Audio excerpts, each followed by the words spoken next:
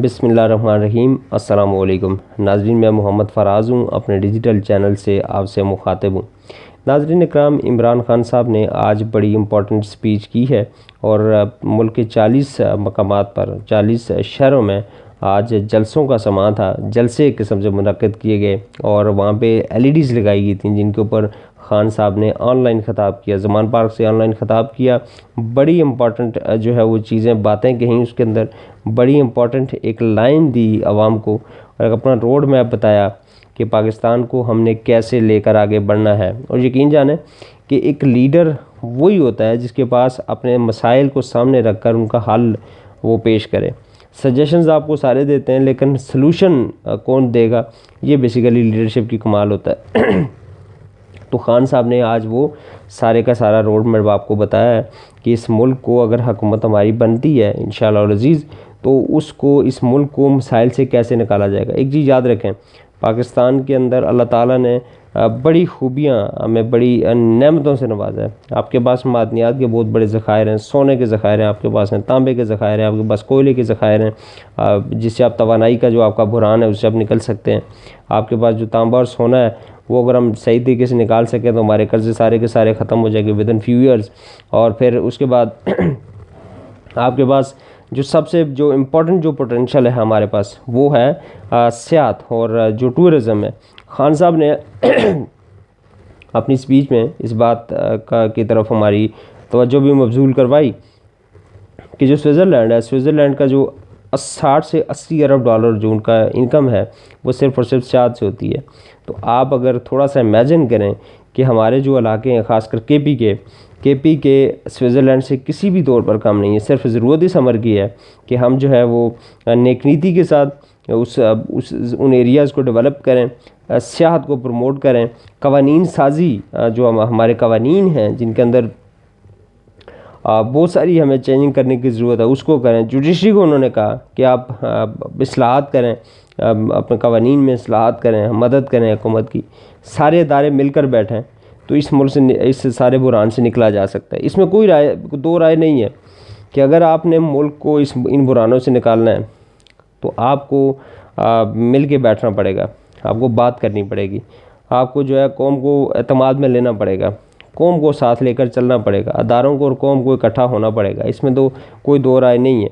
ये हो नहीं सकता कि कौम की लाइन कोई और हो, अदारों की लाइन कोई और हो। खान साहब ने कुछ मैसेजेस भी दिए, बड़े इंपॉर्टेंट मैसेजेस थे। उन्होंने कहा जी मैं सबको माफ़ करने को तैयार हूँ, मेरे ऊपर हमला हुआ मैं वो भी माफ़ करने को तैयार हूँ। और यकीन करें कि ये बेसिकली एक लीडरशिप की क्वालिटी होती है कि वो अपने जो ज़ाती उसका इंटरेस्ट होता है, अपना ज़ाती जो उसके मफादात होते हैं उससे बढ़कर मुल्की मफादात उसके लिए अहम होते हैं।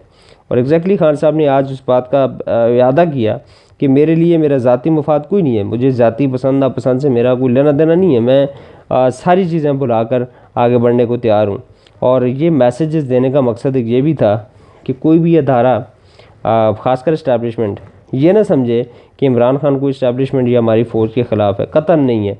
और मैं बहसीयत पाकिस्तानी भी मुझे इस बात का 100% मुझे यकीन है कि ना इमरान खान और ना पाकिस्तान तहरीक इंसाफ का कोई वर्कर, अदना से अदना वर्कर भी इस बात से कतई तौर पर इस बात पे एग्री नहीं है कि पाकिस्तान की जो फ़ौज है वो अल्लाह ना करे कि उसको कमज़ोर हो या कुछ तरह का कोई सीन हो। कतई तौर पर हम कभी ये सोच भी नहीं सकते। और ये खान साहब ने भी बारहा इस बात का जो है वो ज़िक्र किया है अपनी पिछली स्पीचेज़ में कि फ़ौज पाकिस्तान के लिए मुझसे ज़्यादा इम्पॉर्टेंट है। ये खान साहब ने मुतअद्दिद दफ़ा कहा है और इसमें कोई दो राय नहीं है कि अगर आज पाकिस्तान अल्लाह का शुक्र है कि दहशतगर्दी का हम शिकार नहीं है या हमारी चीज़ें जो हैं वो काफ़ी बेहतर हैं। 2008 और 2013 का जो एक टाइम था या उससे पहले का, तो वो अफ़वाज पाकिस्तान की वजह से हैं। तो मेरे ख़्याल में कोई भी ऐसा शख्स, कोई भी ज़ी शऊर शख्स ये नहीं चाहेगा कि हमारी अफ़वाज या हमारी इस्टेब्लिशमेंट या हमारे इदारे कमज़ोर हों, ये तो कोई नहीं चाहेगा। हाँ, एक चीज़ आप याद रखें कि ज़ाती पसंद नापसंद की बुनियाद पर, ज़ाती क्लैशेस की बुनियाद पर, ज़ाती एक दूसरे को नीचा दिखाने के चक्रों में बाज़ का कुछ इदारे होते हैं। देखें, एक चीज़ बड़ी इंपॉर्टेंट है कि 75 सालों से अगर कुछ निज़ाम बिगड़ा हुआ है ना, तो उसमें ऐसा नहीं हो सकता कि आपको आसानी से कोई आकर बैठने देगा या आपको सीधा जो है वो बिल्कुल एक अपनी मर्ज़ी से चलने देगा, ऐसा मुमकिन नहीं है। तो खान साहब ने सारी बातों के ऊपर जो है वो रोशनी डाली कि मैं सारे मामलात को बुलाकर, तमाम जितनी खलफशार थी सबको बुलाकर तो हम आगे बढ़ने के लिए तैयार हैं। और एग्जैक्टली अगर आप मुल्क को आगे लेकर जाना चाहते हैं तो ये आपको करना पड़ेगा। तो खान साहब की आज की जो स्पीच थी वो एक प्योर एक लीडरशिप वाली उन्होंने चीज़ें आपको बताई हैं कि एक लीडर मुल्क को आगे कैसे लेकर बढ़ सकता है। और ये क्वालिटी सिर्फ इमरान खान के अंदर है, बाकी किसी के अंदर ये क्वालिटी नहीं है। बाकी उन्होंने इलेक्शन का कहा कि इलेक्शन जो है वो बजाय इसके कि 2 सूबों में करवाएं, इलेक्शन आपको पूरे मुल्क में करवाने चाहिए।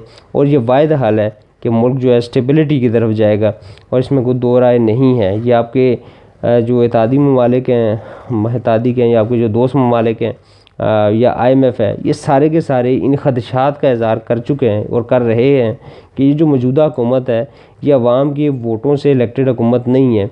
इस हुकूमत के पास अवाम का मैंडेट नहीं है, इसीलिए इनके साथ मुआहदा करते हुए, ये इनको पैसे देते हुए वो थोड़ा सा घबरा रहे हैं। उनको थोड़ा सा शक है कि कहीं ऐसा ना हो कि कल हमारे पैसे कोई वापस हमें ना करे। आल्दो ऐसा होता नहीं है, क्योंकि जो मुआहदे होते हैं रियासतों के दरमियान होते हैं।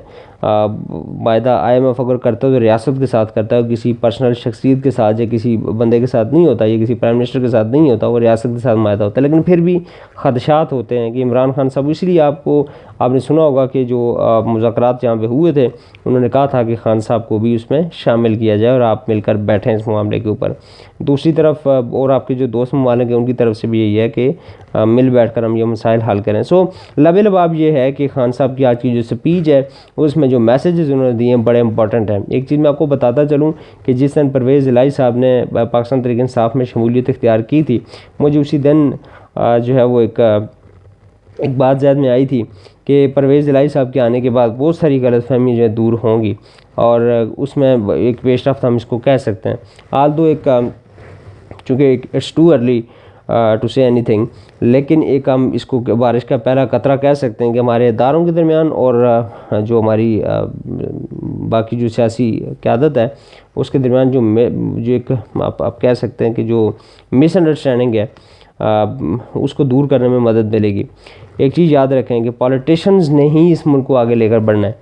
मेरी जो ज़ाती सोच है, अगर इमरान खान साहब की किसी भी जगह पे ये सोच हो, और ये कतन नहीं है, इंशाअल्लाह अज़ीज़ मुझे 101% मुझे यकीन है कि इमरान खान की कहीं ये सोच नहीं है कि जो गलती हम 2018 में कर चुके हैं कि अगर एक जो लेबल आपके ऊपर लगता है कि जी फ़लाँ आपको लेकर आया, जी फ़लाँ आपको लेकर आया, तो वो लेबर अगर आपने लगा कर आना है तो फिर आप कुछ भी नहीं कर सकते। और ये खान साहब को अच्छी तरह पता है। और हम कोई भी पाकिस्तान तहरीक इंसाफ का कोई वर्कर, इवन इस वक्त जो पाकिस्तान की आवाम है वो भी नहीं चाहती, क्योंकि इस कौम की जो नुमाइंदगी करने का हक़ है वो सिर्फ उस शख्स को है जिसको कौम आगे करे, जिसको ये वोट देकर ये कौम इलेक्ट करके असम्बली में भेजे, वही शख्स इस मुल्क को आगे लेकर बढ़ सकता है। ये सिर्फ पॉलिटिशियंस कर सकते हैं।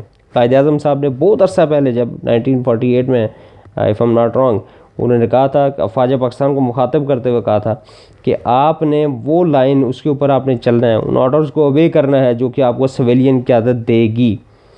तो अब इस मुल्क को अगर आगे लेकर किसी ने बढ़ना है तो वो सिविलियन क़यादत पॉलिटिशियंस लेकर बढ़ सकते हैं। पॉलिटिशियंस के दरमियान बहुत सारे डिवीजन्स हो सकते हैं, बहुत सारे मामलात में उनके दरमियान जो है वो माइनस प्लस चीज़ें हो सकती हैं, उनके दरमियान इख्तलाफात हो सकते हैं, लेकिन बहरहाल जो अल्टीमेट कुव्वत है, जो अल्टीमेट पावर है इस मुल्क को आगे लेकर बढ़ने वाली, वो पॉलिटिशियंस हैं। और वो आवाम की कुव्वत से, आवाम के वोटों की ताकत से जब इलेक्ट होकर आते हैं तो they can make policies for better Pakistan. So Pakistan की अगर फ्यूचर को हमने देखना है तो देन हमें सियासी जमातों को, मैं बिल्कुल इस हक़ में नहीं हूँ कि कोई भी सियासी जमात माइनस हो, कोई भी सियासी जमात जो उसको निकाल दिया जाए, कतई ऐसा नहीं होना चाहिए। सबको मिल बैठकर मामलात को आगे लेकर बढ़ना चाहिए। लेकिन जैसे मेरे लीडर ने कहा कि चोरों को वो नहीं बख्शेंगे और किसी NRO की उम्मीद मेरे से न रखें, तो बड़ा इंपॉर्टेंट लाइन है वो भी खान साहब की, कि एक चीज़ ये भी वाज़ेह होती है कि सबके साथ मिलकर बैठने को तैयार हैं, लेकिन जिन लोगों के केसेस जिनके ऊपर थे, जिनके ऊपर करप्शन साबित थी, उनके साथ मेरी कोई बात नहीं होगी। ये क्लियर कट मैसेज खान साहब ने दे दिया है। दूसरी तरफ अगर मौजूदा हालात को देखा जाए, अगर वो आवाम की जो अंडरस्टैंडिंग है इस वक्त पॉलिटिशियंस को के हवाले से कि कौन अच्छा है कौन बुरा है, उसको देखा जाए तो ये एक विक्ट्री स्पीच आप इसको कह सकते हैं। खान साहब ने जो उस चीज़ का अदा किया है, और उन्हें भी इस चीज़ का पता है, पूरी कौम को भी पता है, जो हमारे इंटरनेशनल जो दोस्त हैं या दुश्मन हैं उनको भी पता है कि अगली हुकूमत इमरान खान की ही बननी है। आपको याद होगा कि पिछले हफ्ते में अमेरिका के एक वफ़द ने भी खान साहब से आकर मुलाकात की है। तो सब जगहों पे जहाँ पे मैसेज पहुँचाना था, लबे लबाब मेरी इस गुफ्तगू का ये है कि वो मैसेज पहुँच गया, चाहे वो इंटरनेशनल इस्टेब्लिशमेंट को, चाहे हमारी अपने लोगों को हो, सबको मैसेजेस खान साहब ने पहुँचा दिए हैं कि हमने इस मुल्क को आगे लेकर बढ़ना है, हमने माजी को बुलाना पड़ेगा तभी हम आगे बढ़ सकेंगे। तो दूसरी तरफ अगर हुकूमत को आप देखें तो ख़बरें कुछ ये आ रही हैं कि शायद जो जनरल इलेक्शन है वो भी शायद मई या जून में हो जाएगा। और ये जो राजा रियाज साहब के साथ आज मुलाकात हुई है मियां शहबाज शरीफ साहब की, और फिर एक जनरल को लगा दिया गया नैब का चेयरमैन, जो कि इस पे कुछ कमेंट मैं तो नहीं करूँगा क्योंकि ज़ाहिर है वो जिस तरह की पैदावार हैं ये लोग, उनसे उसी तरह की चीज़ें एक्सपेक्ट की जा सकती हैं। लेकिन जो इलेक्शन के हवाले से कि जरदारी साहब ने जो हुकूमत को कहा है कि मैं ये बिल्कुल अफोर्ड नहीं कर सकता कि इमरान खान KPK और पंजाब से फारिग होकर तो सारा उसका फोकस सिंध की तरफ हो जाए। तो ऐसा ना हो कि जब ज़ाहिर है KPK और पंजाब की तो सूरत हाल ये है कि कन्फर्म इंशाअल्लाह अज़ीज़ अल्लाह के हुक्म से यहाँ PTI की हुकूमतें बन जाएंगी। अगर यहाँ पे KPK और पंजाब में PTI की हुकूमतें बन जाती हैं तो अगला डेफिनेटली हदफ इमरान खान का सिंध होगा। तो ये कभी भी अफोर्ड नहीं कर सकते आसिफ अली जरदारी साहब। सो आसिफ अली जरदारी साहब और बिलावल भुट्टो साहब ने ये कैटेगोरिकली कहा है कि इलेक्शन हमें जनरल इलेक्शन इकट्ठे करवाने चाहिए। और मुझे ये लग रहा है कि 30 अप्रैल वाला जो इलेक्शन है ये नज़रिया ज़रूरत के तहत आर्टिकल 224 का इस्तेमाल करते हुए इसको आगे पीछे किया जा सकता है।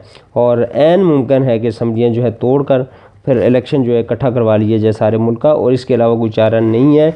ये नून लीग कतई अफोर्ड नहीं कर सकती कि KPK और पंजाब का इलेक्शन पहले हो जाए और कौमी असम्बली का इलेक्शन बाद में हो। ये कोई भी जी शऊर कोई भी लीडर इस बात को एक्सेप्ट नहीं कर सकता, ये मुमकिन नहीं है, ये मुमकिनात में है ही नहीं कि दो सूबों का जो कि आलमोस्ट 70% आपकी पॉपुलेशन बनती है उनका इलेक्शन पहले हो जाए और आप बाद में कौमी असम्बली का इलेक्शन करवाएं, ऐसा मुमकिन नहीं है। सो हम ये कह सकते हैं कि तकरीबन 90% तो ये चांसेस हैं कि इलेक्शन इकट्ठे होंगे, ये KPK और पंजाब वाला मामला नहीं रहेगा। और खान साहब की आज की जो स्पीच थी उसमें उन्होंने इस बात का जो है वो मुतालबा भी किया है।